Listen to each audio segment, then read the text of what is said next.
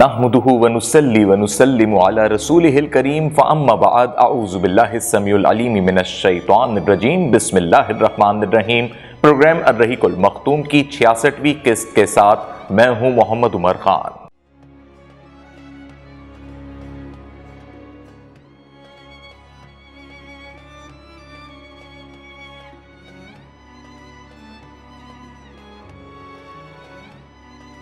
ناظرین کرام، گزشتہ قسط میں ہم نے آپ کو غزوہ مریسیہ کے حوالے سے بتایا جو بنو المصطلق کے قبیلے کے ساتھ لڑی گئی، اور اس طریقے سے لڑی گئی تھی کہ کوئی باضابطہ طور پہ جنگ بھی نہیں ہوئی، لیکن اس چھاپہ مار کارروائی کے دوران یا جب ان کا محاصرہ کیا تو مسلمانوں کو فتح ہوئی، اور بالآخر جو اس قبیلے کا سردار تھا اس کی بیٹی آپ صلی اللہ علیہ وسلم کے نکاح میں آ گئی۔ تو اس طریقے سے پھر بنو المصطلق کے جتنے بھی افراد تھے وہ سب آپ صلی اللہ علیہ وسلم کے رشتہ دار بن گئے، اور پھر انہیں قید سے صحابہ کرام نے آزاد کر دیا تھا۔ گزشتہ قسط میں ہی ہم نے آپ کو یہ بھی بتایا تھا کہ اس جنگ سے واپسی کے دوران ایک ایسا واقعہ پیش آیا جو تاریخ اسلام میں منافقین کے کردار پر ایک کھلی دلیل ہے، اور ساتھ ہی اس جنگ سے قبل ایک ایسا واقعہ پیش آیا تھا جو آپ صلی اللہ علیہ وسلم پر منافقین کی جانب سے ایک بھرپور قسم کا پروپیگنڈا تھا۔ تو آج کی اس قسط میں یہ دونوں پروپیگنڈے جو منافقین کے رویے سے ظاہر ہوئے وہ ہم آپ کے ساتھ بیان کریں گے۔ آپ صلی اللہ علیہ وسلم اس غزوہ سے قبل جب مدینے میں ہی موجود تھے، اور گزشتہ قسطوں میں بھی ہم نے آپ کو حضرت زید بن حارثہ رضی اللہ تعالی عنہ کا کئی بار اس حوالے سے ذکر کیا کہ وہ آپ صلی اللہ علیہ وسلم کے منہ بولے بیٹے تھے۔ عرب کے اندر ناظرین کرام یہ رواج تھا کہ جو بھی شخص کسی لڑکے کو اپنا منہ بولا بیٹا قرار دیتا تو اس کے سمجھیں کہ جس طریقے سے بنیادی تعلیم ہو گئی، اس کی ضروریات ہو گئیں، اس کی خوراک ہو گئی، تو وہ اس کا بھی خیال رکھتا، یعنی وہ بالکل ایک سرپرست بن جاتا، اس کا باپ ہی بن جاتا۔ اور عرب کا یہ رواج تھا کہ کوئی بھی اگر منہ بولا بیٹا ہوتا تو اس کو بالکل ایسا سمجھا جاتا کہ جیسے وہ اس کی سگی اولاد ہے۔ اب اس کے پیچھے کیا تاریخ ہے کہ کیوں عرب میں اس قسم کا معاملہ تھا، لیکن ہم یہ جانتے ہیں تاریخ اسلام کی کتابوں سے جو ہمیں بات سمجھ میں آتی ہے کہ اس وقت اہل مکہ میں بالخصوص اور اس سے پہلے بھی آپ صلی اللہ علیہ وسلم کے اس دنیا میں تشریف لانے سے قبل بھی یہ ایک رواج چلتا چلا آ رہا تھا، اور بہت سے لوگ، بہت سے بیٹے جو ان کی سگی اولادیں نہیں تھیں لیکن وہ انہیں بالکل سگی اولادوں کی طرح رکھتے تھے اور ان کو اسی طریقے سے وہ مقام دیتے تھے۔ اب اس میں جو شرعی تقاضے تھے، یہاں پر یہ ایک بڑا بنیادی مسئلہ تھا کہ اسلام نے جو شرعی تقاضے سگی اولاد کے ساتھ رکھے ہیں وہ منہ بولے بیٹے کے ساتھ نہیں ہے، یعنی جو ایک خون کا ہے، جس کی رگوں میں اپنے باپ کا خون ہے اور وہ اس کے نطفے سے پیدا ہوا ہے، تو اسلام میں شرعی تقاضوں کے مطابق وہی سگی اولاد ہے۔ اور منہ بولے بیٹے منہ بولے ضرور ہو سکتے ہیں لیکن وہ وراثت میں حقدار نہیں ہو سکتے۔ اسی طریقے سے جو شرعی تقاضے ہیں اس میں بھی ان کے ساتھ وہ معاملات نہیں ہو سکتے، لیکن عرب کے اندر جو جاہلانہ رسومات اور رواج تھے تو وہ ان منہ بولے بیٹوں کے ساتھ بھی یہی معاملات رکھتے تھے جو ایک سگے بیٹے کے ساتھ ہوتے ہیں۔ تو حضرت زید بن حارثہ رضی اللہ تعالی عنہ جو کہ آپ صلی اللہ علیہ وسلم کے منہ بولے بیٹے اس وقت تصور کیے جاتے تھے، خود آپ صلی اللہ علیہ وسلم انہیں اپنا منہ بولا بیٹا کہتے تھے، لیکن یہ ان کے سگے بیٹے نہیں تھے، اور کئی غزوات اور کئی سرائے جس میں خود آپ صلی اللہ علیہ وسلم نے ان کو بھیجا، تو اس کی بنیادی وجہ بھی یہی تھی کہ آپ صلی اللہ علیہ وسلم کا ان پر بڑا اعتماد اور بڑا ایک ایسا معاملہ تھا جو بھروسہ مندی کے تحت کہلایا جا سکتا ہے۔ حضرت زید بن حارثہ رضی اللہ تعالیٰ عنہ نے حضرت زینب رضی اللہ تعالیٰ عنہا سے شادی کی تھی، اور وہ دائرہ اسلام میں آ گئی تھیں حضرت زید کے ساتھ، لیکن ان میں آپس میں کچھ اختلافات رہے، اور ان اختلافات کی بنیاد پر حضرت زید اور حضرت زینب کی یہ شادی مزید نہیں چل سکی۔ یہاں یہ میں واضح کر دوں کہ اللہ کے نبی کی ایک بیٹی کا نام بھی زینب ہے، لیکن ابھی جس خاتون کا یہاں پر ذکر ہو رہا ہے یہ اللہ کے نبی کی بیٹی نہیں ہے، یہ حضرت زینب دوسری خاتون ہے۔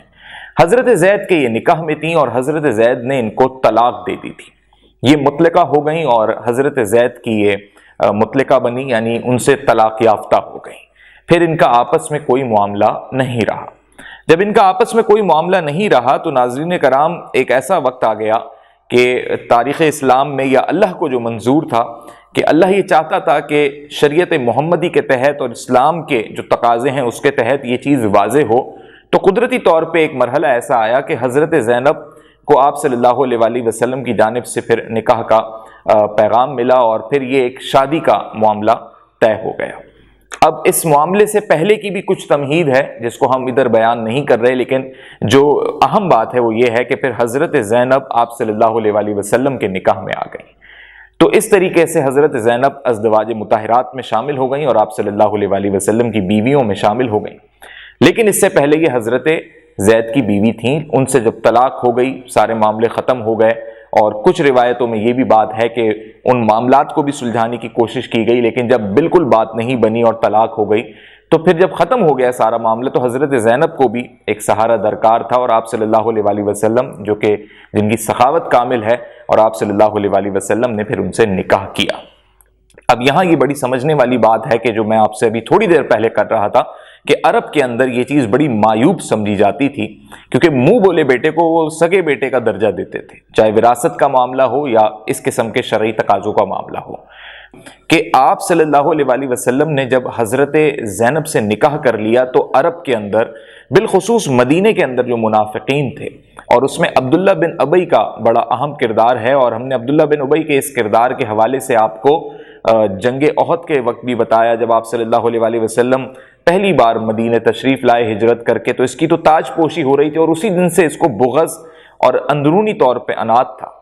لیکن یہ اتنا بڑا منافق تھا عبداللہ بن ابی، ویسے یہ شخص عبداللہ بن ابی اتنا بڑا منافق تھا کہ اپنے آپ کو آپ صلی اللہ علیہ وآلہ وسلم کے سامنے بڑا دیندار، پرہیزگار اور آپ صلی اللہ علیہ وآلہ وسلم کا حامی دکھاتا تھا۔ یعنی جب خطبہ ہوتا تھا جمعے کا، آپ صلی اللہ علیہ وآلہ وسلم جب مسجد نبوی میں تشریف لاتے تھے تو یہ صف میں سے کھڑا ہو جاتا تھا اور بڑی عزت و تکریم سے پیش آتا تھا آپ صلی اللہ علیہ وآلہ وسلم کے ساتھ، اور لوگوں کو یہ دکھاتا تھا کہ لوگوں دیکھو اللہ کا نبی آ گیا، تم لوگوں پہ احسان ہے کہ اللہ نے ہمارے درمیان اپنے اس پیارے نبی کو بھیجا۔ اس قسم کی یہ باتیں کرتا تھا، اور جو اس وقت کے مسلمان ہوتے تھے، صحابہ ہوتے تھے، وہ جب اس کو دیکھتے تھے تو وہ یہ سوچتے تھے کہ عبداللہ بن ابی تو بڑا اچھا شخص ہے، اور یہ ہمیں تاکید کر رہا ہے کہ نبی کی عزت کرو، نبی کا احترام کرو اور اللہ کا یہ احسان مانو۔ بظاہر اس کے یہ جملے ہوتے تھے، بظاہر اس کا یہ رویہ ہوتا تھا، لیکن اندرونی طور پہ اس کے دل کے اندر یہ بغض ہوتا تھا، یہ عداوت ہوتی تھی کہ آپ صلی اللہ علیہ وآلہ وسلم کس طرح کامیاب ہو رہے ہیں، اسلام کیسے جو ہے پروان چڑھ رہا ہے، لوگ کیوں اتنے زیادہ مسلمان ہو رہے ہیں۔ آپ صلی اللہ علیہ وآلہ وسلم سے اس کو حسد تھا،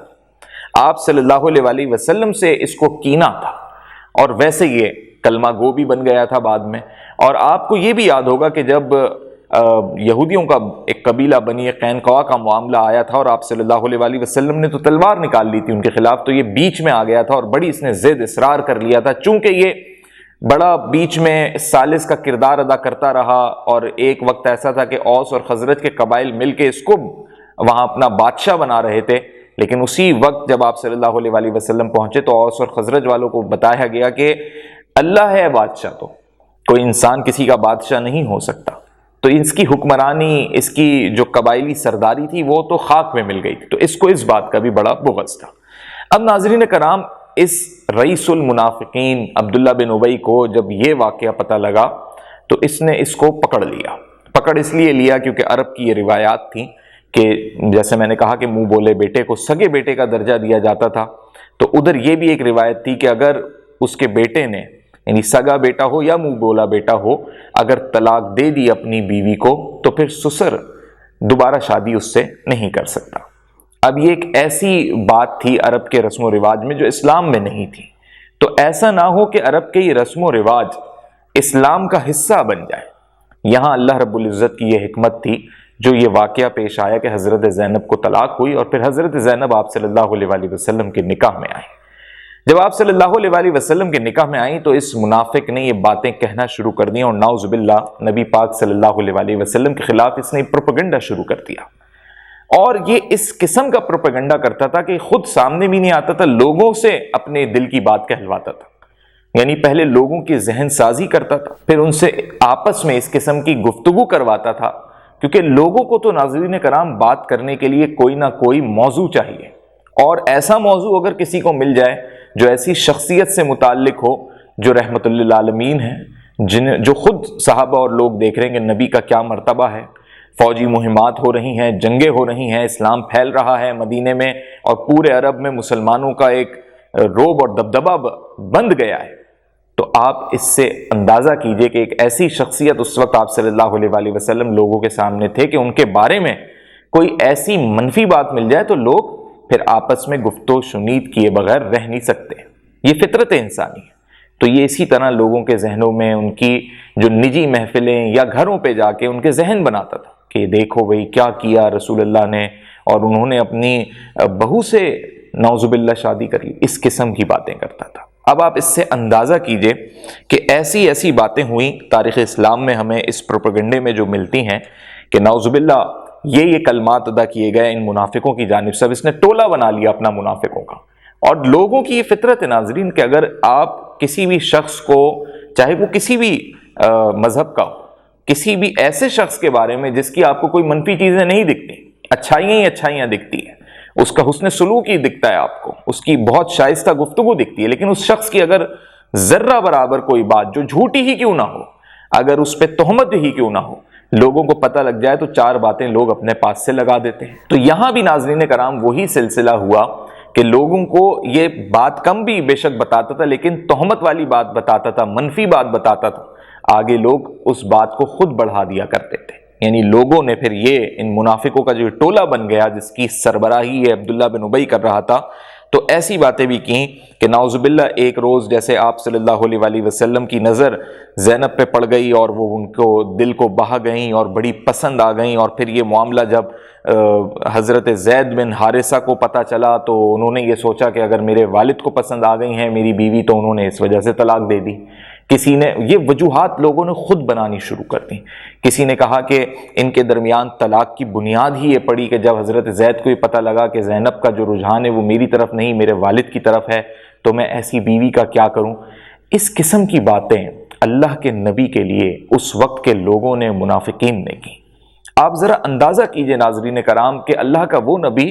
جو اپنے اس امت کے لیے راتوں کو جاگ جاگ کے، اپنی نیند کو قربان کر کے، اپنے سکون کو قربان کر کے، اللہ کی بارگاہ میں سجدہ ریز رہ کے صرف اس امت کی بھلائی کی اور آخرت میں اس امت کی بخشش کی دعائیں مانگتا ہو، وہ نبی جو اس امت کی خیر خواہی کے لیے خود پتھر اٹھا اٹھا کے مسجد نبوی کی تعمیر کرتا ہو، وہ نبی جس نے جنگ خندق میں خود صحابہ سے بڑھ کے وہ موٹی موٹی اور سخت ترین چٹانیں توڑی ہوں اور بھوک اور پیاس کی حالت میں آپ صلی اللہ علیہ وآلہ وسلم نے اپنے روز و شب گزارے ہوں، وہ نبی کہ جس کو مال و متاع ملے غنیمت کے طور پر بھی تو وہ اس کو بھی مہاجرین میں تقسیم کر دیا کرتا ہو، یعنی غربا میں، فقراء میں، مسکین میں تقسیم کر دیا کرتا ہو، تاکہ معاشرے میں مسلمانوں کا جو نظام ہے وہ عدل کے ساتھ چلتا رہے۔ وہ نبی جو اس پوری امت اور اس پورے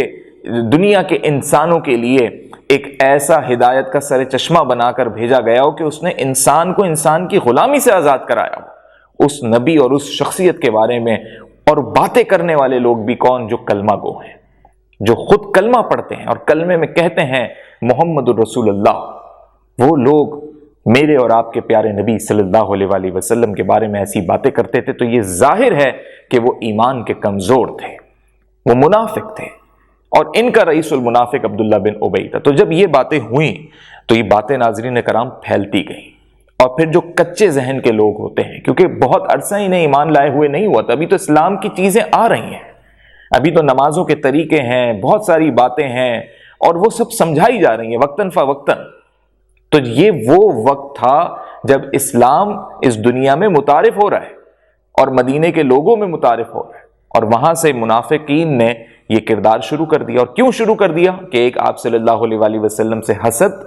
دوسری آپ صلی اللہ علیہ وآلہ وسلم کی جو قائدانہ صلاحیت ہے اس سے ان کو ایک بغض، تیسرا ان کی اپنی بادشاہت اور حکمرانیاں چلی گئیں، اور چوتھی چیز یہ کہ وہ ان مشرکین سے بھی ملے ہوئے تھے جو مکے میں بیٹھے تھے، یا وہ تمام تر قبائل جو مسلمانوں کو پھلتا پھولتا دیکھنا نہیں چاہتے تھے، تو وہ ان منافقین کو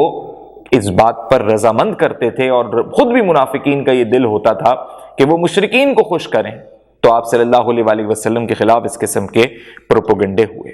پھر ساتھ ہی یہ بھی ایک واقعہ ہے روایت میں کہ یہ حضرت زینب 5ویں بیوی تھیں آپ صلی اللہ علیہ وآلہ وسلم کی، تو اس پر بھی بڑے معاملات اٹھائے گئے کہ جی قرآن نے تو 4 سے زیادہ بیویاں رکھنے کی اجازت نہیں دی، تو یہ شادی کیسے ہو گئی، یہ کیا معاملے ہو گئے۔ یعنی منافقین کو جو معاملہ ملا اس طرح انہوں نے رکھا کہ سننے اور سمجھنے والا ایک دم اس بات کی سوچ میں چلا جائے۔ جیسے اس وقت میں نے آپ کو کہا کہ 5ویں بیوی تھی حضرت زینب، تو شاید سننے والے بھی ایک لمحے کے لیے سوچ میں چلے گئے ہوں کہ یہ تو واقعی 4 بیویاں ہوتی ہیں، 5ویں بیوی کیسے ہو گئی۔ تو اس دور کے لوگ سوچیں کس درجے پہ جا کر سوچتے ہوں گے، اور اس دور کے لوگ جو ہے وہ کیا کیا سوچ لیا کرتے ہوں گے، اور پھر وہ مغلظات یا پروپیگنڈا کی صورت میں جو باتیں کرتے ہوں گے، اب نبی پر کیا گزرتی ہوگی۔ آپ یہ سوچئے کہ وہ نبی جو اسی قوم کی بھلائی کے لیے، اسی قوم کو ایک سمجھیں دوزخ کی ایندھن سے نکال کے جنت کے راستے پر چلانے کے لیے اپنا سب کچھ قربان کر کے، اپنا شہر، اپنی مملکت چھوڑ کے آ گیا ہو، ہجرت کرنے پر مجبور ہو گیا ہو، جنگیں لڑ رہا ہو، اور وہ نبی پھر کیا محسوس کرتا ہوگا۔ تو اللہ رب العزت نے ناظرین کرام یہاں آیت نازل فرمائی، یا ایھا النبی اتق اللہ ولا تطع الکافرین والمنافقین ان اللہ کان علیما حکیما۔ اللہ فرماتا ہے اے نبی اللہ سے ڈرو اور کافرین اور منافقین سے نہ دبو، بے شک اللہ جاننے والا حکمت والا ہے۔ اللہ نے اپنے نبی کو یہ دلاسا دیا کہ یا نبی آپ ان منافقین سے نہ دبیں، آپ ان سے نہ گھبرائیں، کیونکہ نبی پاک صلی اللہ علیہ وآلہ وسلم کو جب یہ باتیں پتہ لگتی تھیں اور پھر گھوم پھر کے یہ باتیں آ رہی ہوں تو اس کا مطلب ہے کہ یہ پھیل رہی ہیں باتیں، تو نبی کے دل پر بھی جو بات گزرتی ہوگی وہ صبر سے برداشت تو کر لیتے تھے، کیونکہ بات کرنے والے بھی وہی لوگ ہیں کہ نبی اگر ان کے خلاف ذرہ برابر بھی کچھ کہہ دیں یا رد عمل میں کوئی بات کہہ دیں، یا کوئی اور انسان ہو نبی کی جگہ میں اور آپ ہوں تو غصے سے بھڑک اٹھیں یہ کیا بات ہوئی، یا ہاتھا پائی والے واقعات ہو جاتے ہیں، تو پھر کون برا بنتا۔ تو ناظرین کرام نبی نے بڑے صبر سے کام لیا اور اللہ پر تمام معاملات کو چھوڑا، اور آپ دیکھیں اللہ نے اپنے نبی کی عزت اور عظمت کو کس مقام پہ پہنچایا کہ وحی کی صورت میں ان معاملات پر اللہ نے اپنے احکامات صادر کیے۔ اور اللہ پھر یہ بھی فرماتا ہے ان منافقین کے بارے میں کہ اولا یرون انہم یفتنون فی کل عام مرۃ او مرتین ثم لا یتوبون ولا هم یذکرون، وہ دیکھتے نہیں کہ انہیں ہر سال 1 بار یا 2 بار فتنے میں ڈالا جاتا ہے، پھر وہ نہ تو توبہ کرتے ہیں اور نہ نصیحت پکڑتے ہیں۔ یعنی اللہ فرماتا ہے کہ ایسے لوگوں کو شیطان یا منافقین جب فتنے میں ڈال دیتے ہیں تو وہ لوگ نصیحت نہیں پکڑتے اس چیز سے اور نہ توبہ کرتے ہیں، یعنی وہ منافق کے منافق ہی رہتے ہیں۔ اب ناظرین کرام سلسلہ کچھ اس طریقے سے پیش آیا کہ جب یہ پروپیگنڈا آپ صلی اللہ علیہ وآلہ وسلم کے حوالے سے ہوا تو بہت سارے شرعی تقاضے اس میں واضح ہو گئے، اور اللہ کے نبی نے بہت ساری باتیں پھر لوگوں کے سامنے بیان فرمائی کہ ہمیں دین اسلام کیا سکھاتا ہے، مذہب اسلام میں کیا باتیں بتائی جاتی ہیں، کہ وہ شخص جو آپ کا سگا بیٹا نہیں ہے،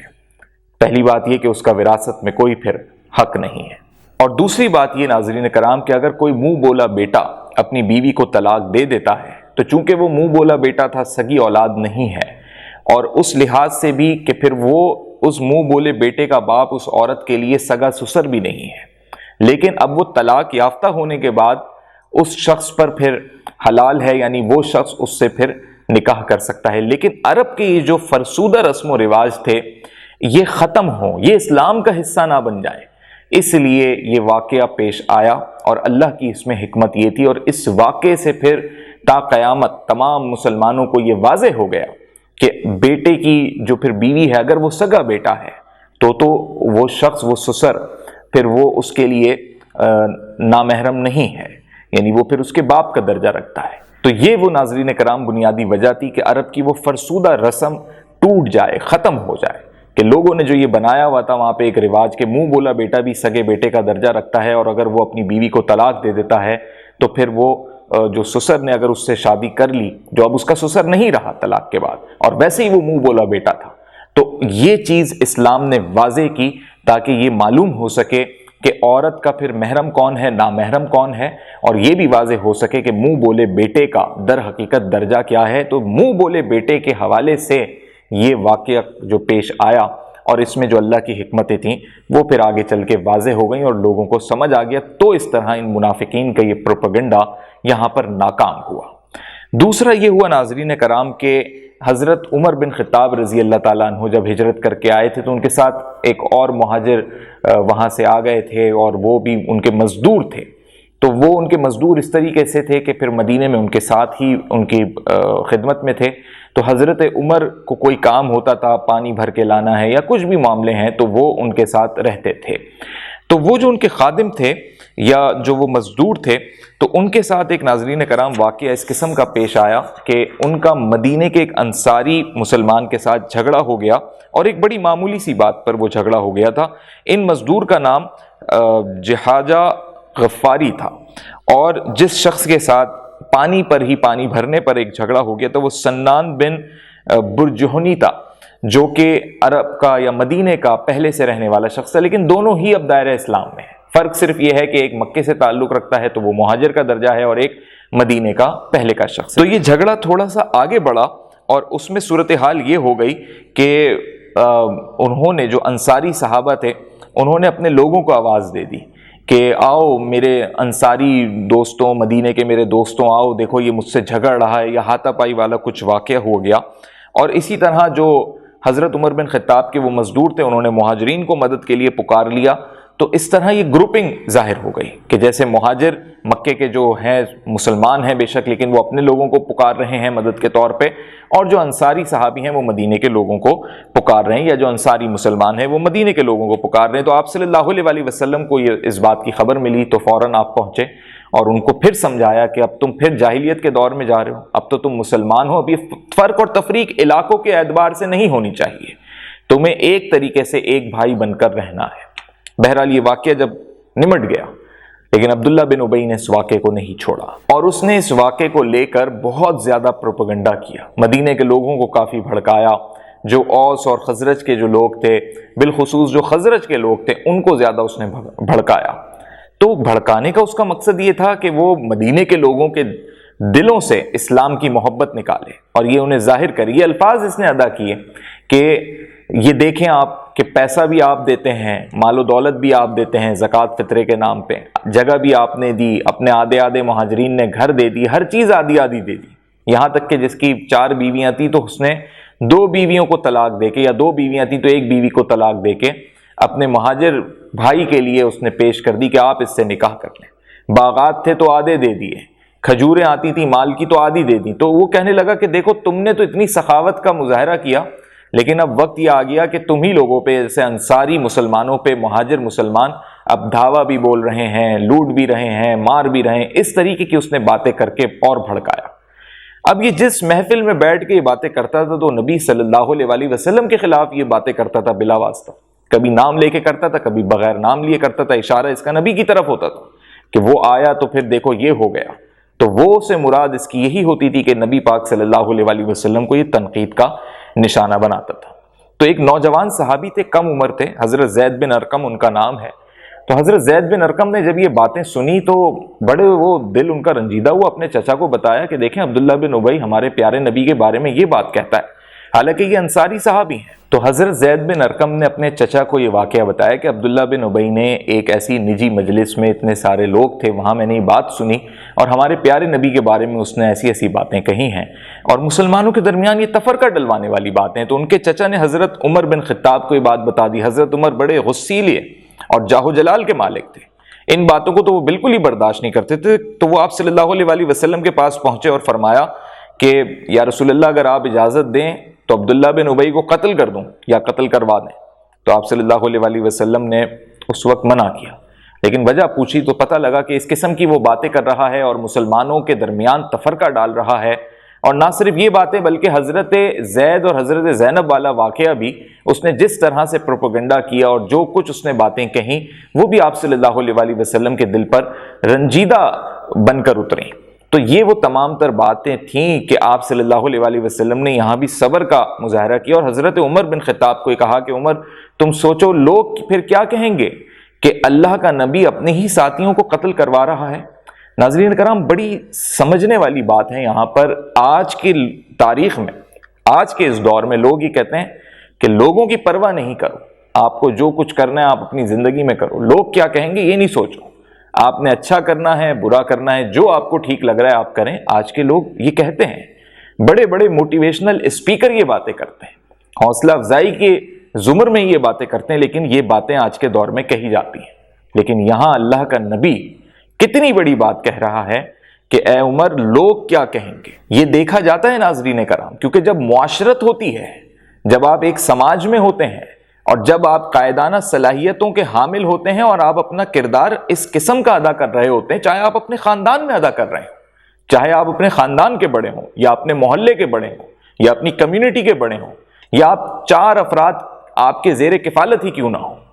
لیکن جہاں پہ بھی آپ نے فیصلے لینے ہیں، کیونکہ قائدانہ مرتبے پر وہی شخص ہوتا ہے جو فیصلہ لینے والا ہوتا ہے،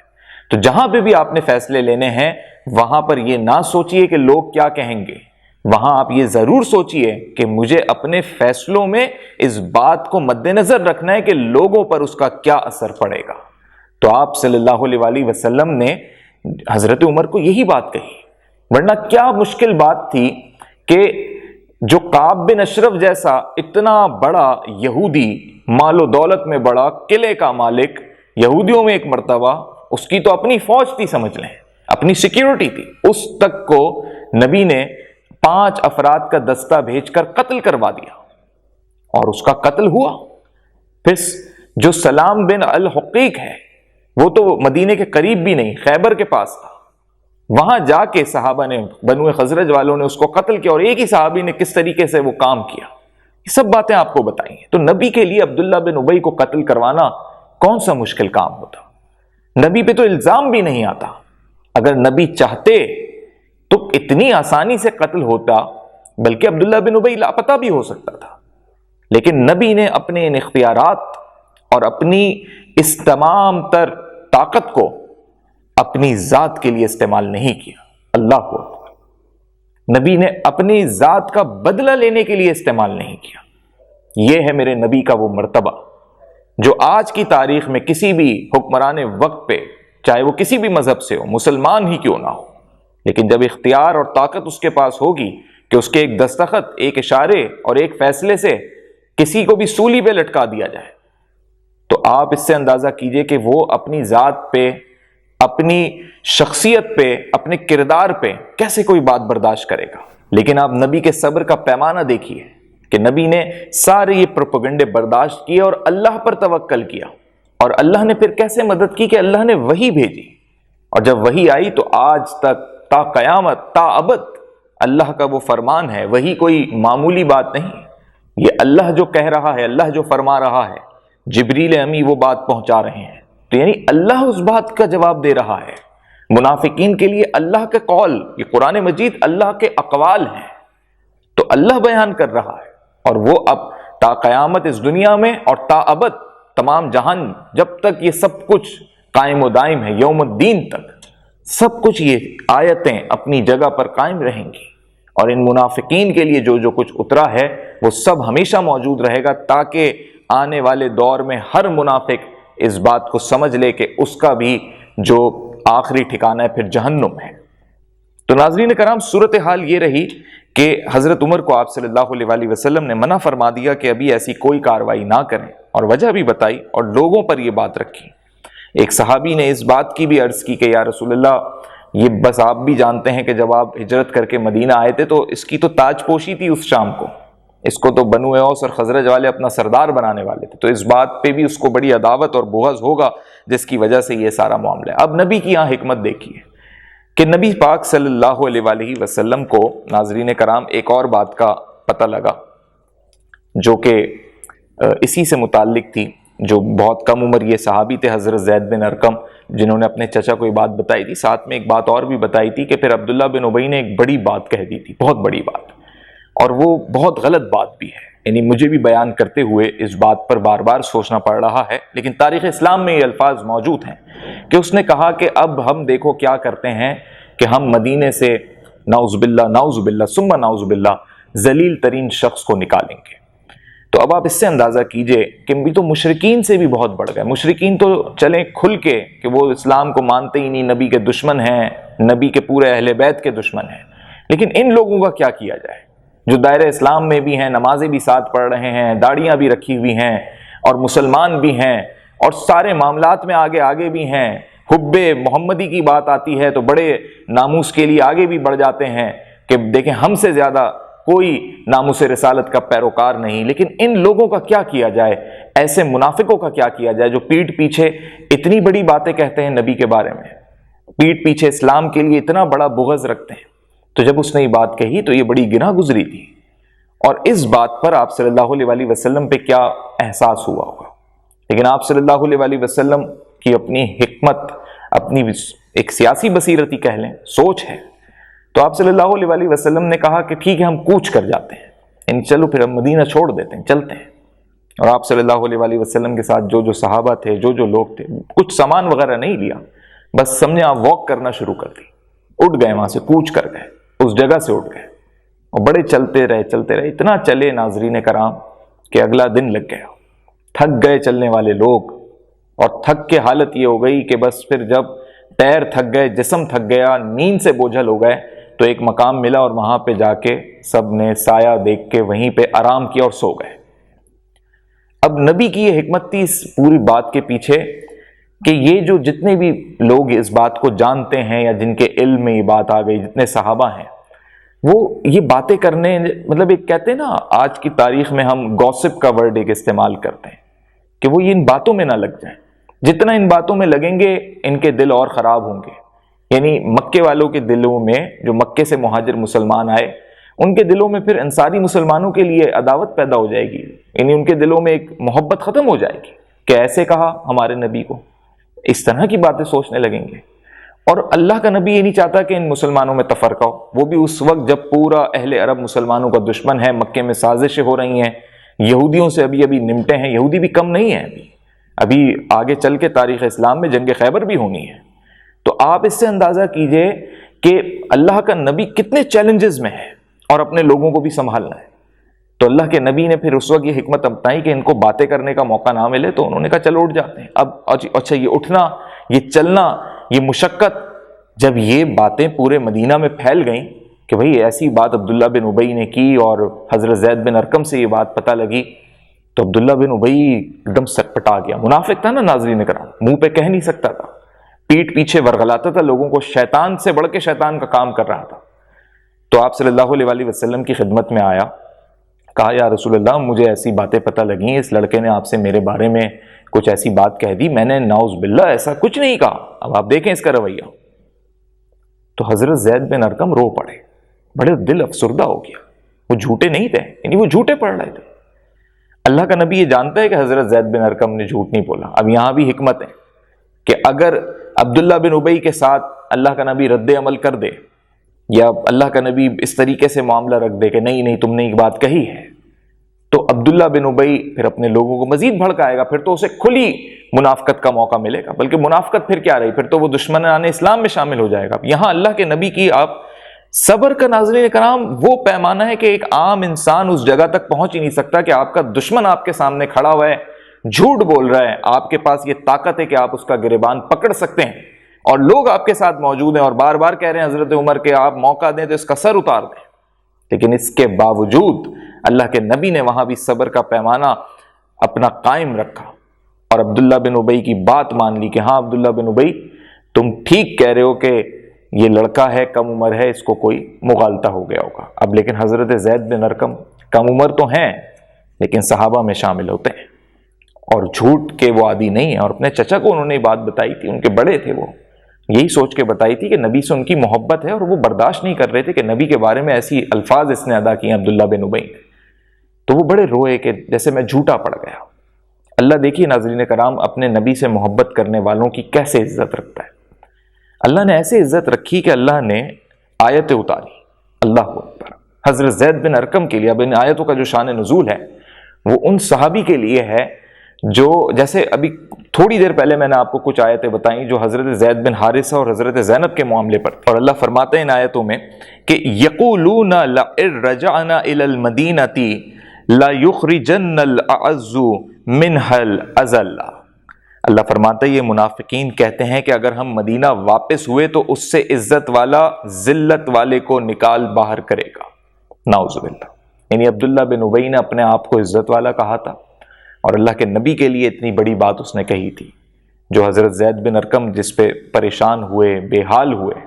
اور آخر میں اللہ کے نبی نے تو ایک حکمت عملی کے تحت عبداللہ بن ابی کو جانتے ہوئے کہ وہ اس قسم کے پروپیگنڈے کرتا ہے، تو اس بات پر بھی اللہ کے نبی نے تو رکھ لی تھی بات اس کی،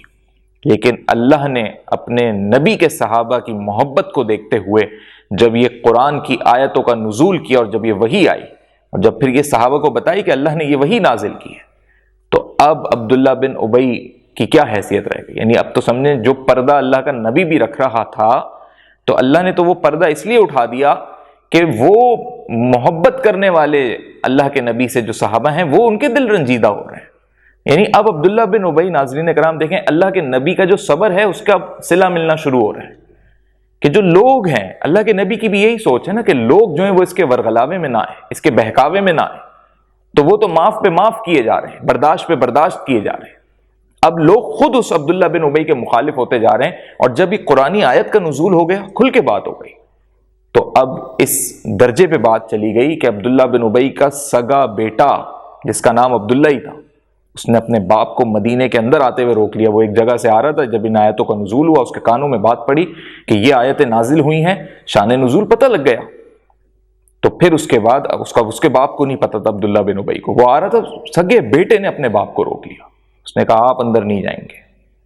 مدینے میں اب آپ داخل نہیں ہوں گے، آپ ہیں ذلیل، آپ رسوا ہوں گے۔ یعنی آپ نے نبی کے بارے میں ایسی بات کی۔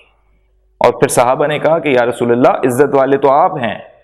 ذلیل ترین شخص تو مدینے کا عبداللہ بن ابی ہے، وہی اب جو ہے نا مدینے سے نکالا جائے گا، اور آپ حکم کریں۔ صحابہ نے اصرار کر لیا کہ یا رسول اللہ آپ حکم کر دیں، اب آپ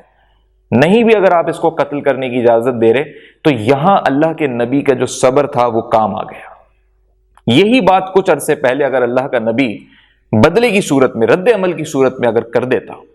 تو پھر لوگ کیا سوچتے ہیں کہ اللہ کے نبی نے اپنے کردار پہ بات آئی تو چلو بات غلط تھی، لیکن اللہ کے نبی نے بدلہ لے لیا۔ لیکن یہاں لوگوں نے اب کیا سوچا کہ عبداللہ بن ابی ہی غلط ہے، اور پھر اللہ اس کے بارے میں آیتوں کا جب نزول کر رہا ہے کہ یہ وہ منافق شخص ہے، تو اب اس کی منافقت کے سارے پردے کھل گئے۔ اب ناظرین کرام، جب اس کو روک دیا اس کے بیٹے نے اندر آنے سے، اور وہ تو تاریخ میں یہ باتیں بھی ہیں کہ وہ قتل کرنا چاہتا تھا، اور اللہ کے رسول سے اس نے اپنے یہ ارادے ظاہر کر دیے تھے کہ یا رسول اللہ میرا تو یہ ارادہ ہے، یعنی سگی اولاد اپنے باپ کو، سگے باپ کو حب نبوی میں اللہ اکبر قتل کرنے کو راضی ہے۔ تو یہ ظاہر ہوتا ہے ناظرین کرام کہ دین اسلام کے اندر ساری محبتیں، سارا خلوص، ساری چیزیں اللہ کے رسول اور قرآن مجید کی جو عزت اور اہمیت ہے اس کے لیے۔ اب آپ صلی اللہ علیہ وآلہ وسلم نے پھر یہاں پہ اپنا جو سخاوت کا ایک درجہ ہے وہ ظاہر کیا، اور اس کے بعد وہ شخص جو اس کا بیٹا ہے وہ کہتا ہے آپ صلی اللہ علیہ وآلہ وسلم کی خدمت میں نہ سر لا کے دوں گا اپنے باپ کا۔ تو اللہ کا نبی یہاں پہ قائدانہ صلاحیت، ایک بڑا پن دیکھیے کہ اس کے بیٹے کو سمجھاتے ہیں کہ یہ ایک اچھی بات نہیں ہے، تمہارے باپ نے جو کیا وہ اس کا عمل ہے،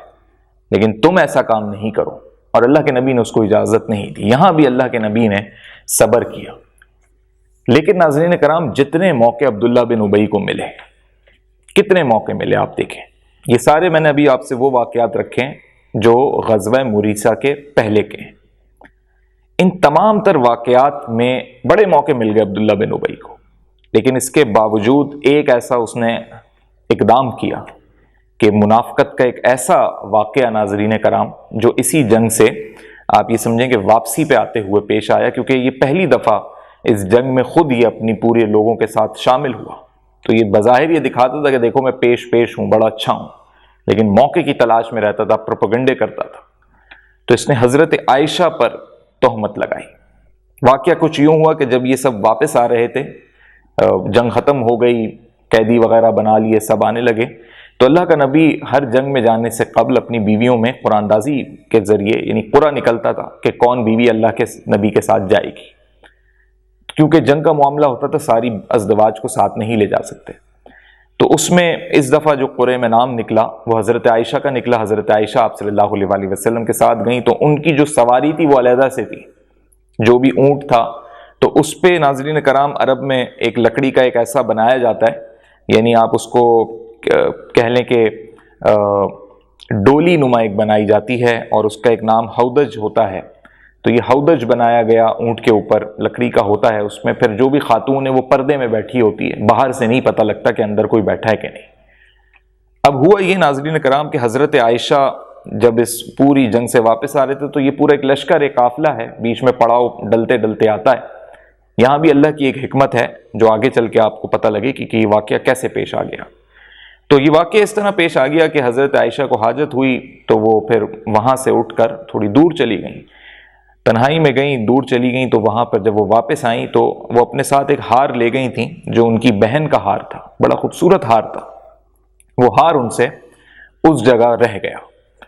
اب جب وہ ہار اس جگہ رہ گیا تو ان کو ایک دم واپس آنے کے بعد خیال آیا, یہ آ کے بیٹھ گئیں. اب لوگوں کے ذہنوں میں بھی یہی ہے پورے لشکر اور قافلے کے کہ ہم تو جنگ کر کے واپس آ رہے ہیں, حضرت عائشہ گئی تھیں واپس آ کے بیٹھ گئیں. ذہنوں میں اب لوگوں کے یہ ہے, یہ آ کے بیٹھ گئی تھیں. لیکن حضرت عائشہ کے ذہن میں یہ بات آئی کہ وہ ہار جو میں نے وہاں رکھ دیا تھا وہ میں اٹھانا بھول گئی, اور وہ بڑا پسند تھا ان کو ہار, بڑا قیمتی ہار بھی تھا, ان کی بہن کا ہار تھا. حضرت عائشہ کی عمر بھی بڑی کم ہے, یعنی اب آپ سمجھے, تھوڑا سا ذہنیت سمجھیے گا کہ کوئی پسند کی چیز ہو, کم عمر ذہن کا شخص ہوتا ہے تو پھر وہ کہتا ہے نہیں میں جا کے فوراً اس کو لے آؤں, اور ابھی یہاں قافلہ اور لشکر موجود ہیں. تو وہ گئیں تو وہاں جا کے ان کو ہار ملا نہیں. اب جب یہ گئیں تو اب کسی نے جاتے ہوئے غور نہیں کیا, لوگوں کے ذہنوں میں وہاں پہ یہی رہا کہ وہ بیٹھی ہوئی اندر ہی. اب چونکہ یہ چلی گئیں اور وہاں پہ جدھر ان کے ذہن میں تھا, حضرت عائشہ کے ذہن میں کہ میں نے ہار وہیں رکھا ہے, وہاں ان کو ہار نہیں ملا. تاریخ میں اب یہ بات واضح نہیں ہے کہ وہ ہار انہیں ملا یا نہیں ملا. کچھ روایتوں میں ہار مل گیا, وہ ہار لے کر واپس آئیں, کچھ روایتوں میں نہیں ملا, وہ واپس آئیں. واپس آئیں تو دیکھا کہ وہاں سے پورا لشکر, پورا قافلہ روانہ ہو گیا. اب یہ اکیلی رہ گئی, یعنی آپ صحرائی علاقہ ہے عرب کا, وہاں اکیلی رہ گئی. اب ناظرین کرام تاریخ میں یہ بات ہے کہ جب ان لوگوں نے وہ کسی سے اونٹ پہ سوار تھی جو ان کی ڈولی تھی, یا کچھ روایتوں میں ہے کہ کوئی اونٹ نہیں تھا, یا وہ جو ہودج بنا ہوا تھا وہ جب اٹھا کے اونٹ پہ رکھا تو جن 4 آدمیوں نے اٹھایا ہوگا چاروں اطراف سے, تو حضرت عائشہ کا وزن اتنا نہیں تھا, موٹی نہیں تھیں, وہ دبلی پتلی تھیں اور کم عمر تھیں. تو ان کو یہ محسوس ہی نہیں ہوا, اور چاروں آدمی نے ایک ساتھ اٹھایا تو انہیں محسوس ہی نہیں ہوا. وہ سب کے سب یہی سمجھے کہ وہ اندر موجود ہیں. اس کو پھر اونٹ کی سواری پہ رکھ دیا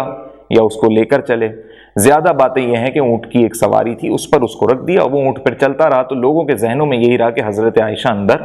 موجود ہے. یہ قافلہ آگے بڑھ گیا, اور چونکہ عرب کا یہ جو سفر ہوتا تھا ایسے قافلوں کا, اور یہ پڑاؤ ڈالتے ڈالتے آگے جاتا تھا. اب یہ دن کا واقعہ ہے اور شام قریب تھی,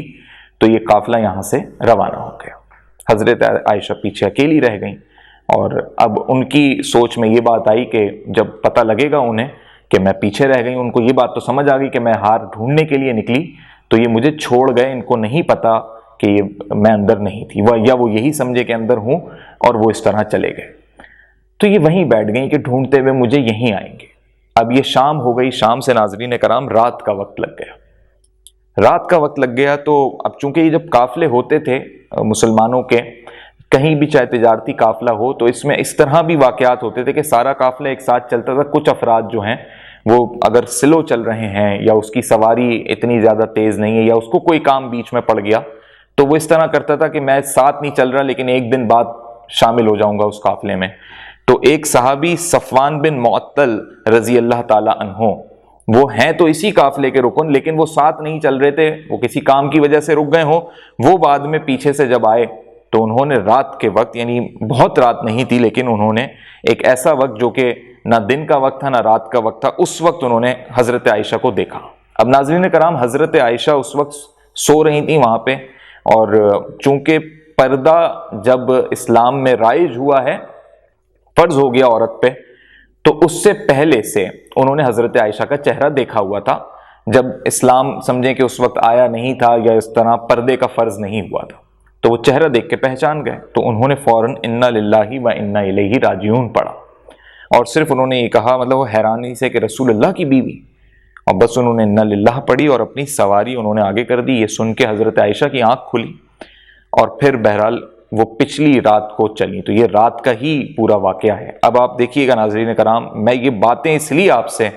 بڑے تحمل سے کر رہا ہوں کہ آپ یہ سوچئے گا کہ اب منافقین آگے کیا پروپیگنڈا کرنے والے ہیں، کیونکہ اس لشکر میں آگے عبداللہ بن ابی بھی موجود ہیں۔ تو بہرحال یہ حضرت عائشہ کو اپنی سواری پر سوار کر کے خود یہ نیچے چلتے رہے، اس کی لگام پکڑ کے، رسی پکڑ کے سواری کی۔ حضرت عائشہ اس پر بیٹھ گئیں، کوئی انہوں نے آپس میں باتیں نہیں کی۔ تاریخ میں یہ بات ہے کہ انہوں نے بھی ان سے کوئی بات نہیں کی، بس وہ بیٹھ گئیں، وہ لے کر وہ سمجھ گئے کہ یہ رہ گئی ہیں، لیکن وہ بڑے حیران ہوئے وہ صحابی حضرت صفوان بن معطل رضی اللہ تعالیٰ عنہ۔ وہ لے کر اگلے دن جب آئے اور پھر جب اس پورے قافلے کے لوگوں نے، لشکر نے دیکھا، اب اس میں ہر آدمی موجود ہے اور بڑا یہ لشکر تھا، تو انہوں نے دیکھا یہ نبی کی بیوی، مطلب اگلے، یہ تو ہم سمجھے کہ اندر ہیں، اور دیکھا تو وہ اپنی اس میں ڈولی میں نہیں تھیں، ہودج میں،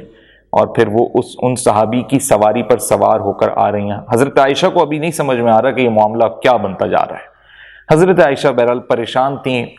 تاریخ میں کہ ہار ان کا خیر مل گیا تھا، اور پھر وہ بہرحال واپس اس ہودج میں آ کر بیٹھ گئیں۔ اب یہ واقعہ یہاں پر کوئی اتنا زیادہ نہیں بڑھتا، لیکن عبداللہ بن ابی نے اس واقعے کو اس طرح سے پیش کیا کہ جب یہ سارے لوگ مدینہ پہنچے تو راستے میں ہی اس نے قافلے میں یہ باتیں تہمت لگانے والی شروع کر دیں، نعوذ باللہ، اما عائشہ کے بارے میں کہ دیکھو وہ تو وہی ایک صحابی کے ساتھ، اور پھر اگلی رات آئیں، کیا کیا معاملہ، اور اس طرح کی الفاظ کے ہم اور آپ بیان کرتے ہوئے بھی ادا نہیں کر سکتے۔ تو بہرحال حضرت صفوان نے بھی ساری باتیں اللہ کے نبی کو اور جو وہاں پہ صحابہ تھے ان کو بتائیں کہ میں تو پیچھے سے آ رہا تھا، تو میں نے اما عائشہ کو دیکھا اور دیکھ کے میں نے انا للہ پڑھی، لیکن میں سمجھ گیا کہ کوئی واقعہ ایسا ہو گیا ہے جس کی وجہ سے وہ یہاں رہ گئیں۔ میں نے زیادہ ان سے پوچھا نہیں، بس میں نے سواری آگے کی، اگلے دن تو مجھے شامل ہونا ہی تھا قافلے میں، بہرحال میں ان کو لے کے آ گیا۔ اب ناظرین کرام، وہ تو اپنی نکیل پکڑ کر لے آئے تھے، سارا واقعہ حضرت صفوان نے بھی بتا دیا۔ حضرت عائشہ سے اس متعلق کوئی بات نہیں ہوئی، نہ حضرت عائشہ کو پتہ ہے ابھی تک کہ پروپیگنڈا کیا بننے والا ہے یا کیا بن رہا ہے۔ لیکن عبداللہ بن ابی کے پاس ابھی ایک ایسا واقعہ آ گیا تھا کہ اس نے بس یہ سوچ لیا تھا کہ میں نے اس واقعے سے ہی آپ صلی اللہ علیہ وآلہ وسلم اور دین اسلام کے خلاف سب کرنا ہے، اور یہ اس کے پاس سامنے ایک بڑی کنجی ہاتھ لگ گئی۔ اب اس واقعے کے بعد تہمت تراشنے والوں نے جو کچھ مغلظات ادا کرنی تھیں، جو باتیں بنانی تھیں وہ بنائی، مدینے میں باتیں پھیلنا شروع ہو گئیں۔ اور حضرت عائشہ کے بارے میں یاد رکھیے گا یہ ابو بکر صدیق کی بیٹی ہیں، تو اب یہ خاندانوں کے لیے بھی بات بڑی عجیب سی ہو گئی۔ ابھی تک حضرت عائشہ کے علم میں کوئی بات نہیں ہے، لیکن آپ صلی اللہ علیہ وآلہ وسلم کے علم میں صحابہ کے ذریعے باتیں پہنچ گئیں کہ منافقین نے بڑی بڑی باتیں کہنا شروع کر دی ہیں آپ کی زوجہ سے متعلق، اور اللہ کا نبی اب پریشان بھی ہوا۔ یہ بھی ایک ایسا وقت آیا ناظرین کرام، کیونکہ وہ ایک شوہر بھی ہے، اور کسی شوہر کی بیوی کے بارے میں ایسی بات کہی جائے یا ایسی باتیں ہوں تو اب وہ کیا کرے، اور پھر ایک ایسا شخص جو مسلمانوں کا رہنما بھی ہو، لیڈر بھی ہو، نبی بھی ہو۔ تو اللہ کے نبی نے پھر آپ صلی اللہ علیہ وآلہ وسلم نے مشورے لینا شروع کیے صحابہ سے۔ اب آپ یہاں دیکھیے، یہ بھی بڑی سمجھنے والی بات ہے کہ جب کوئی اس مرتبے پر فائز ہوتا ہے تو وہ مشاورت کرتا ہے بلا شکوک و شبہات۔ یہ اللہ کے نبی کا ذاتی معاملہ تھا، اللہ کے نبی کا اتنا ذاتی معاملہ تھا کہ ان کی بیوی کا معاملہ ہے۔ تو آج کے دور میں لوگ کہیں گے تو میاں بیوی کا معاملہ ہے، اس میں مشاورت کی کیا ضرورت تھی، لیکن اللہ کے نبی نے جب دیکھا کہ اس پورے معاملے سے مسلمانوں کی ساکھ متاثر ہوگی، اللہ کے نبی پر جو ہے باتیں بن رہی ہیں، اور پھر سب سے بڑی بات یہ کہ جو پروپیگنڈا تھا وہ تو اسلام کے خلاف تھا، تو یہاں اللہ کے نبی نے اس غرض سے مشاورت کی صحابہ کرام سے۔ تو حضرت علی چونکہ رشتہ داروں میں بھی شامل ہیں، اللہ کے نبی کے چچا زاد بھائی بھی ہیں اور صحابہ میں بھی شامل ہیں، تو حضرت علی نے اشارتاً یہ بات کہی تھی کہ یا رسول اللہ، اور یہ بات پریشانی دیکھتے ہوئے کہی تھی، اللہ کے رسول کی پریشانی دیکھتے ہوئے کہی تھی، اس بات کو مد نظر رکھیے گا، اور یہ بھی مد نظر رکھیے گا کہ اس وقت جتنا پروپیگنڈا مسلمانوں نے، ان منافقوں نے مسلمانوں کے درمیان پھیلا دیا تھا مدینے میں، تو وہ حالات و واقعات ایسے بن گئے تھے کہ حضرت علی کرم اللہ وجہ الکریم نے اشارتاً یہ بات کہہ دی کہ اگر آپ مناسب نہیں سمجھ رہے تو آپ انہیں اپنے نکاح سے، یعنی پھر آپ نکال دیجئے اپنے نکاح سے، پھر نکاح میں نہ رکھیے حضرت عائشہ کو۔ اور حضرت اسامہ جو تھے اور کچھ صحابی تھے، انہوں نے مشورے دیے کہ نہیں یا رسول اللہ، آپ انہیں اپنی زوجیت میں برقرار رکھیں اور دشمنوں کی باتوں پہ کان نہ دھریں، لیکن یہ والا واقعہ کچھ اور ہی نوعیت کا واقعہ تھا۔ اب اللہ کا نبی جو ہے وہ خود بھی اس بات میں مطلب سمجھے کہ فیصلہ لینا آسان نہیں ہے۔ اس کے بعد آپ صلی اللہ علیہ وسلم نے ممبر پر آپ کھڑے ہو کر عبداللہ بن ابی کی ان ایذا رسانیوں سے نجات دلانے کی طرف توجہ دلائی۔ یعنی اب اللہ کا نبی بھی عبداللہ بن ابی سے اب مطلب صبر کہتے ہیں نا کہ اب ٹوٹ رہا ہے، اب یہ وہ مقام آ گیا۔ تو اس پر حضرت سعد بن معاذ اور اسید بن حضیر رضی اللہ تعالی عنہ غصے میں تو تھے ہی پہلے سب عبداللہ بن ابی کے بارے میں، وہ کھڑے ہو گئے مسجد نبی میں، کہا یا رسول اللہ بس اب ہم آپ سے اجازت بھی نہیں مانگ رہے اور ہم عبداللہ بن ابی کو قتل کرنے جا رہے ہیں۔ بڑی بات تھی نا ناظرین کرام کہ اللہ یہ فرما رہا ہے کہ جو اللہ کے نبی کی بیویاں ہیں وہ مسلمانوں تمہاری مائیں ہیں۔ یعنی اب آپ اس سے اندازہ کریں کہ اگر اللہ کے نبی نے کسی عورت سے چاہے ایک دن کے لیے نکاح کر لیا تو وہ مسلمانوں تمہاری مائیں ہیں، اور اس سے آپ یہ اندازہ کریں کہ پھر اللہ کے نبی اگر اس دنیا سے رخصتی فرماتا ہے یا پردہ فرما لیتا ہے تو وہ پھر بیوائیں بنی تو ان سے پھر نکاح بھی نہیں ہو سکتا، یعنی ان کا درجہ تمہاری ماں کا ہی رہے گا اور وہ امہات المومنین ہے، ازدواج مطہرات ہے۔ اب یہ ایک سمجھیں ایک فل سٹاپ لگ گیا ہے اس معاملے پہ۔ دوسری جانب منافقین نے اسی حساس ترین معاملے کو لے کر اللہ کے نبی پر، اللہ کے نبی کی بیوی پر، حضرت عائشہ پر تہمت لگانا شروع کی، اور معاملات اس نہج پہ آ گئے کہ وہ نبی جو اپنی ذات کو لے کر ہر معاملے کو لے کر صبر کے گھونٹ پی جاتا ہے، بالآخر مسجد نبی میں کھڑا ہو کے اللہ کے رسول نے جب یہ بات کہہ دی کہ اب کیا کیا جائے، کیونکہ اب یہ تو نہ رکنے والی باتیں ہو گئی ہیں،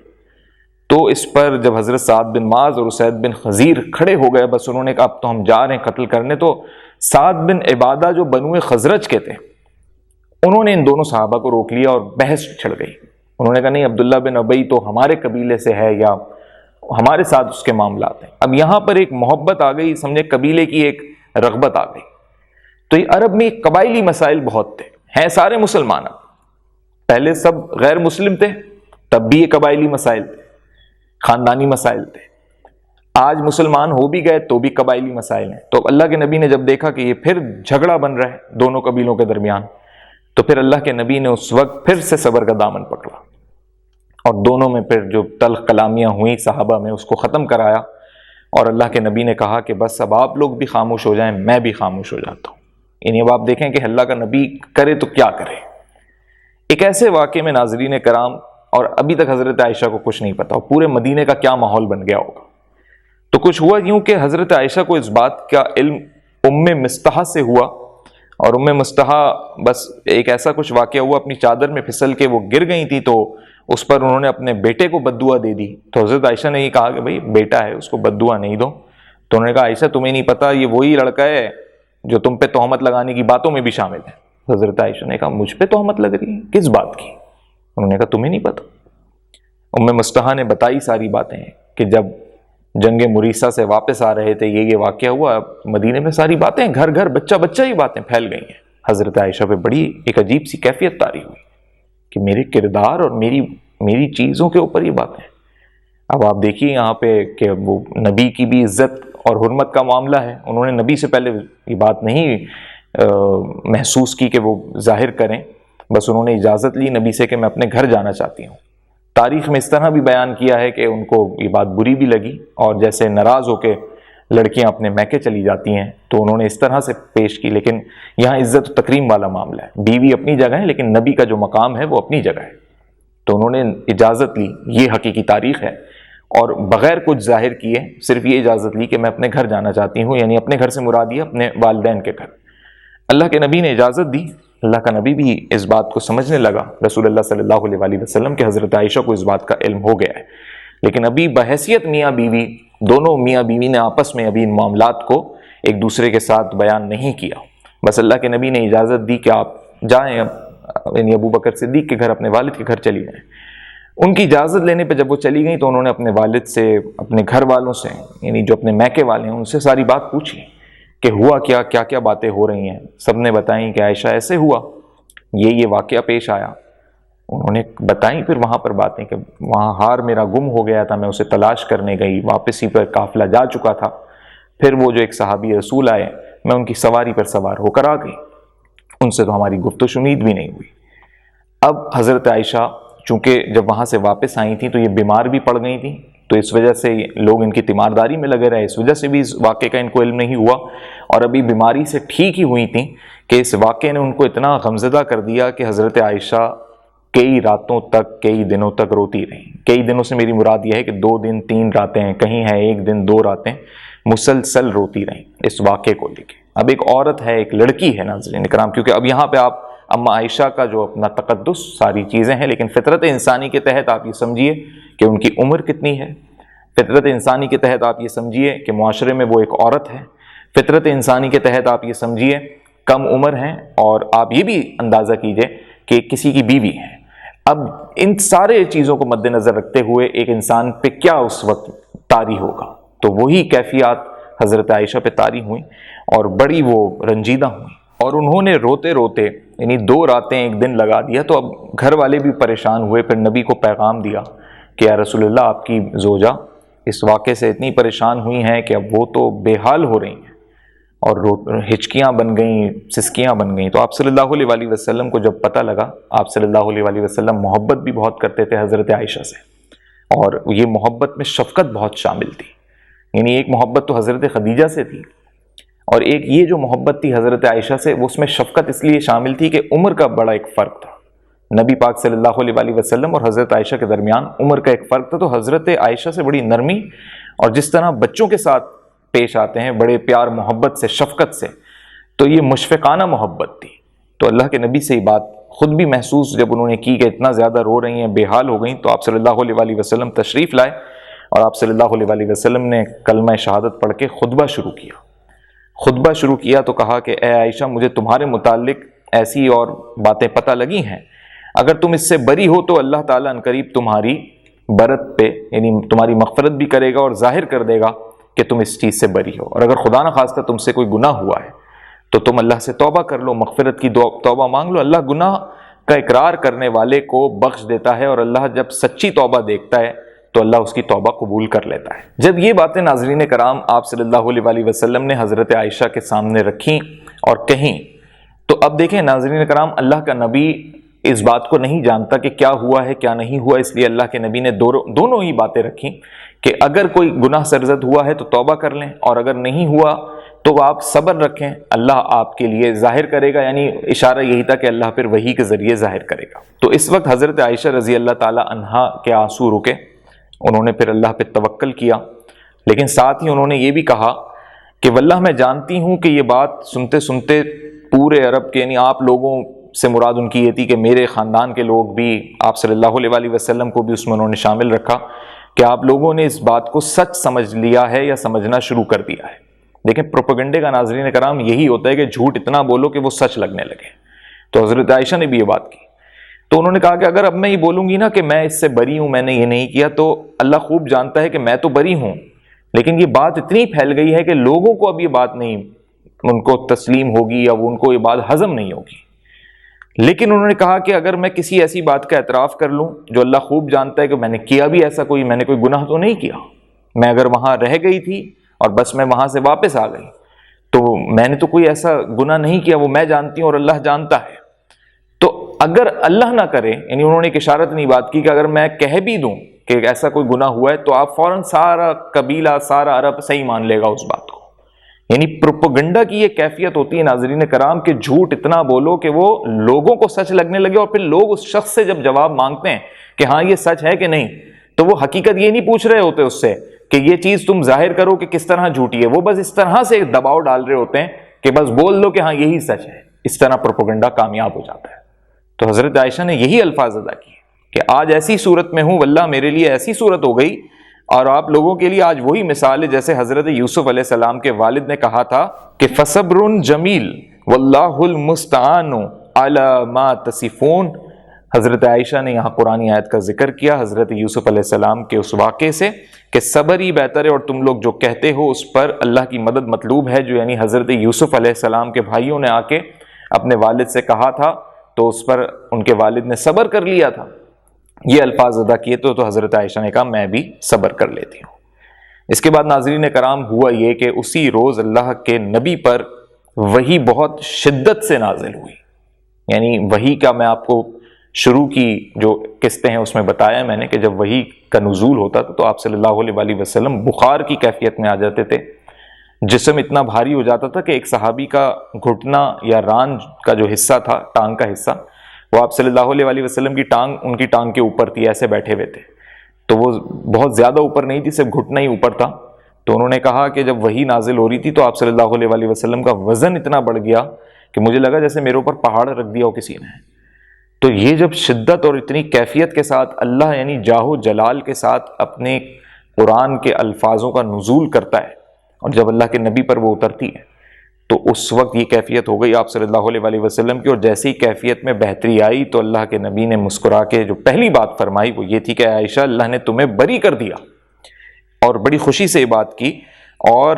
حضور صلی اللہ علیہ وآلہ وسلم نے جب یہ بات کی تو حضرت عائشہ کی والدہ اس وقت کہنے لگی حضرت عائشہ سے کہ اٹھو شکریہ ادا کرو اپنے شوہر کا، یعنی نبی پاک صلی اللہ علیہ وآلہ وسلم کا، اور اللہ کا بھی شکریہ ادا کرو۔ تو اب یہاں پہ جو واقعہ آگے کا ہے، جو آگے کے الفاظ ہیں ناظرین کرام، وہ یہ ہیں کہ حضرت عائشہ چونکہ اب یہاں بیوی بھی ہیں تو بیویوں کے اپنے ناز نخرے ہوتے ہیں، تو انہوں نے کہا نہیں میں تو اللہ کا ہی شکریہ ادا کروں گی۔ تو اس سے مراد یہ نہیں تھی کہ وہ اپنے نعوذ باللہ اپنے نبی پاک صلی اللہ علیہ وآلہ وسلم کی کوئی نافرمانی کر رہی ہوں، لیکن اس سے ان کا یہ کہنا تھا کہ دیکھو میری بریت کے لیے اللہ نے اپنے کلام کے ذریعے وضاحت دی، اور پھر اللہ نے جو آیتوں کا نزول فرمایا تھا ناظرین کرام ان کے ذریعے، یعنی اس وحی کے ذریعے، یعنی اس میں سورہ نور کی آیتیں ہیں، اور تاریخ میں سورہ نور کی یہ 10 آیات ہیں جس میں اس پورے واقعے کا بھی ذکر ہے، اور اس میں اللہ نے حضرت عائشہ کے کردار کو جو ہے بالکل صاف شفاف قرار دیا، یعنی اب اللہ نے گواہی دے دی حضرت عائشہ کے کردار کے لیے۔ تو یہاں سارا معاملہ جو پروپیگنڈا تھا وہ ختم ہو گیا، نیست و نابود ہو گیا، اب کوئی یہ انسانوں کی بات نہیں رہی۔ تو اللہ جس کا کارساز و مددگار ہے، پھر اللہ اس کی عزت اور عصمت کا بھی رکھوالا ہے، اور اللہ نے جب یہ گواہی دے دی، سمجھیں اللہ کی طرف سے جب یہ نازل ہو گئی آیتیں تو حضرت عائشہ خوش بھی ہو گئیں، طبیعت بھی بحال ہو گئی، اور پھر واپس اپنا ان کا جو اپنا مزاج، ایک بیوی کا مزاج اپنے شوہر سے ہوتا ہے، پھر وہ ان ناز اور نخروں والے مزاج میں بھی آ گئی، یعنی ان کے معاملات نبی پاک صلی اللہ علیہ وآلہ وسلم کے ساتھ بہتر ہو گئے۔ لیکن اس کے بعد جو تہمت تراشی کے جرم میں مصطح بن اساسہ، حسان بن ثابت اور حمنہ بنت حجش اور کچھ اور بھی لوگ تھے۔ اب آپ دیکھیں ناظرین کرام، یہاں پہ جن لوگوں کا میں نام آپ کے سامنے لے رہا ہوں ان میں صحابی بھی شامل ہیں، تو ان کو 80 کوڑے مارے گئے۔ تو اب یہ ناظرین کرام کے بہت سے ایسے معاملات ہیں تاریخ اسلام کے جو ہم اس وجہ سے بھی بیان نہیں کرتے کیونکہ کچے ذہن ہیں، مسلمان ہیں، بچے ہوتے ہیں، بچوں کے ساتھ ساتھ کم عمر لڑکے لڑکیاں ہوتے ہیں،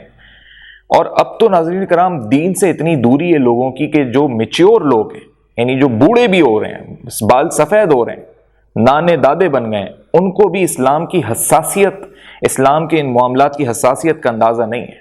تو وہ بالکل ایسی چیزوں کو بالکل کہتے نہیں ان کو چھپا دو یا بتاؤ نہیں، اس کے کیا اثرات پڑیں گے۔ لیکن آپ ان واقعات کو